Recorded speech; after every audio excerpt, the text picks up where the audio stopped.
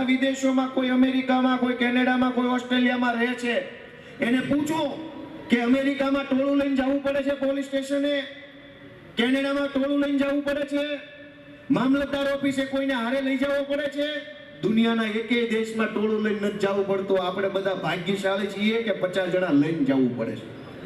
આપણે બધા ભાગ્યશાળી માણસો છીએ કે સરકારી ઓફિસમાં ખાલી આપણી વાત સંભળાવવી હોય, ખાલી સાહેબ આપણું સાંભળે, કામ તો ન કરે, સાંભળવા હાટું થઈને ટોળું લઈ જવું પડે ને પછી સાંભળે એટલે આપણને એવું કે ભાઈ તમારી વાત સાંભળી લીધી છે, કાઉન્સમાં બહુ મોટો ઉપકાર કર્યો. મિત્રો, કઈ પરિસ્થિતિ છે? હું તમને વારંવાર વિનંતી કરું છું કે અમારી ચિંતા ન કરો. ગોપાલ ઇટાલિયા ઉપર બિલકુલ રહેમ ન કરતા, ગોપાલ ઇટાલિયા ઉપર દયા ન ખાતા, પણ તમારા પોતાના ઉપર, પોતાના બાળકો ઉપર, પોતાની માલ મિલકત ઉપર, અધિકારો ઉપર તો થોડીક દયા ખાજો કે આવી હાલતમાં નથી જીવવાનું, આનાથી ઘણું સારું જીવી શકાય એમ છે.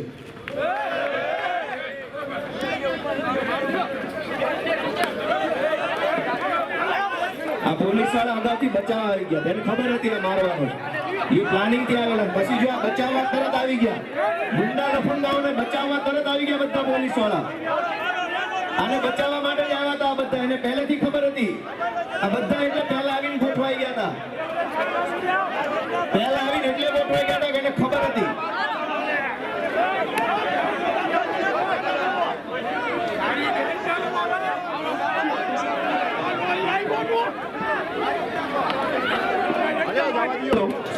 આ પોલીસ વાળા ચારે બાજુ એટલે જ ગોઠવાઈ ગયા હતા, એને ખબર હતી પહેલેથી.